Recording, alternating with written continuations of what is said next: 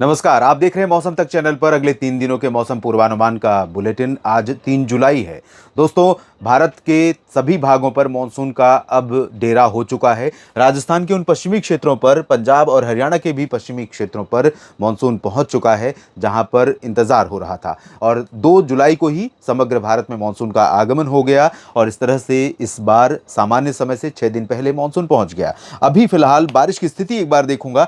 1 जून से लेकर 2 जुलाई तक के जो आंकड़े उपलब्ध हैं, उसके अनुसार भारत भर में बारिश में कमी का अंतर अब और बेहतर हुआ है। कल आपको मैंने दिखाया था, तो कल अंतर ज़्यादा था और अब ये घट करके 7% था, अब ये घटकर 5% पर आ गया है। अभी केरल में और इधर मध्य भारत के कुछ राज्यों में, उत्तर भारत में बिहार, झारखंड पूर्वी में, और उत्तर में उत्तर प्रदेश से लेकर हरियाणा, पंजाब और उत्तराखंड तथा हिमाचल, जम्मू कश्मीर, पूर्वोत्तर में कुछ हिस्से हैं जहां पर डेफिशिएंसी है।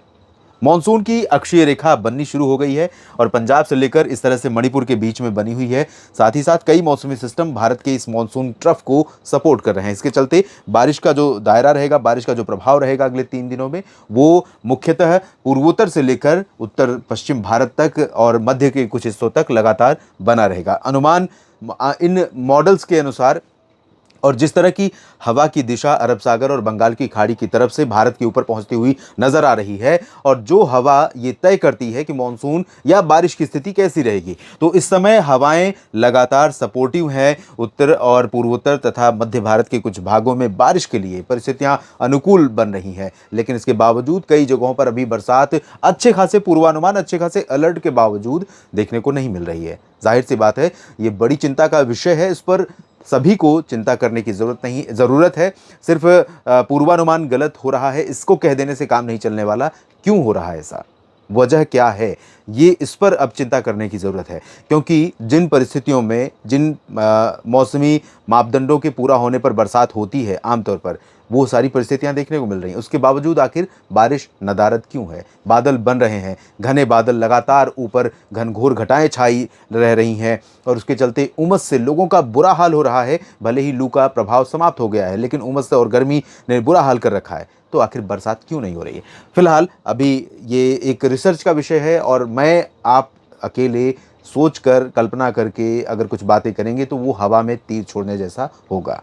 इस पर तथ्यों के साथ, वैज्ञानिक विधियों से विषय जो अनुसंधान या शोध का विषय है, उसको करने की आवश्यकता है, उसको समझने की आवश्यकता है। और सरकार को, सरकार की तमाम जो एजेंसियां हैं इस दिशा में काम करने वाली, जिस तरह से इसरो का रिसर्च आया है, उसको और इलेबोरेट करने, यानी उस पर और व्याख्या, विस्तृत व्याख्या करने, उसकी करने की ज़रूरत है। और ये कारण वाकई में यही कारण है, इसको भी पुख्ता करने की जरूरत है। तो आइए जानते हैं अगले 3 दिनों में संभावना क्या है। कल भी मैंने नेशनल वेदर बुलेटिन में जो बताया था, मॉडल आज भी उसी तरह से इंडिकेट कर रहे हैं। अलर्ट लगातार बना हुआ है, ऑरेंज अलर्ट कई जगहों पर है। बिहार में है, उत्तर प्रदेश में है, हरियाणा, पंजाब, राजस्थान के पूर्वी क्षेत्रों, दिल्ली, हिमाचल, अरुणाचल और उत्तराखंड, इन तमाम जगहों पर है। साथ ही पूर्वोत्तर भारत में भी कई जगहों पर अलर्ट बना हुआ है। पूर्वोत्तर भारत में तो हो रही है बरसात, लेकिन पश्चिम भारत के क्षेत्रों में तमाम मैदानी इलाकों पर बरसात की कमी बनी हुई है। हालांकि बारिश की गतिविधियां राजस्थान में बढ़ी हैं और गुजरात में कई जगहों पर व्यापक बारिश रिकॉर्ड की गई है।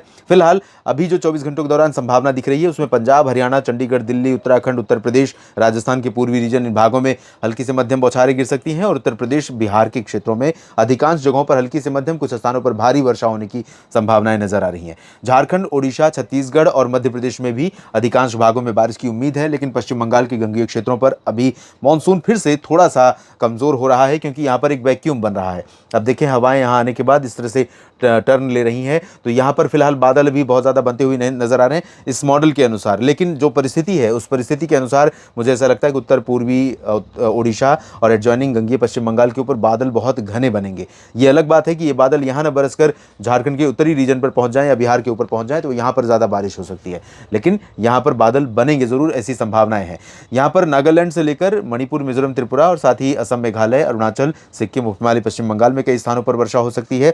और छत्तीसगढ़, ओडिशा, मध्य प्रदेश के साथ साथ गुजरात के पूर्वी और सौराष्ट्र रीजन में, साथ ही साथ महाराष्ट्र के कोंकण, गोवा और उत्तरी क्षेत्रों में कई जगहों पर वर्षा हो सकती है। विदर्भ में, पूर्वी रीजन में नागपुर, भंडारा, गोंदिया और अमरावती, अकोला, यवतमाल, वर्धा में भी बारिश की संभावना है।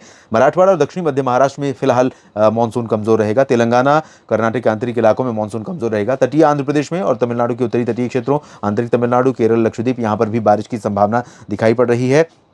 इसके बाद हम 4 जुलाई की स्थिति देख लेते हैं। दोस्तों 4 जुलाई को भी, क्योंकि मौसमी सिस्टमों का सपोर्ट मिलेगा, और मौसमी सिस्टमों का सपोर्ट जब मिलेगा और इस ट्रफ के पैरेलल मूव करेंगे, तो बारिश का जो प्रभाव है वो पूर्वोत्तर से लेकर यहाँ तक लगातार जारी रहेगा, पंजाब तक। पूर्वोत्तर में भारी वर्षा हो सकती है 4 जुलाई को, और यहाँ पर कई हिस्सों में मध्यम से तेज बारिश के कारण सामान्य जनजीवन पर प्रभाव पड़ सकता है। और साथ ही साथ बिहार और पश्चिम बंगाल, झारखंड के भागों में भी बारिश की संभावना है। बादल पश्चिम बंगाल पर भी बनेंगे, लेकिन दूसरे दिन भी यहाँ पर बारिश कल भी बहुत ज़्यादा नहीं दिख रही है। उत्तराखंड, उत्तर प्रदेश और मध्य प्रदेश के उत्तर पूर्वी रीजन या मध्य भाग, तथा उत्तराखंड और दिल्ली, हरियाणा, पंजाब, जम्मू कश्मीर, हिमाचल, इन सभी भागों में कई जगहों पर वर्षा की संभावनाएं हैं। उत्तर प्रदेश पर अधिकांश इलाके प्रभावित होते रहेंगे। पूर्वी राजस्थान का अधिकांश हिस्सा प्रभावित रहेगा।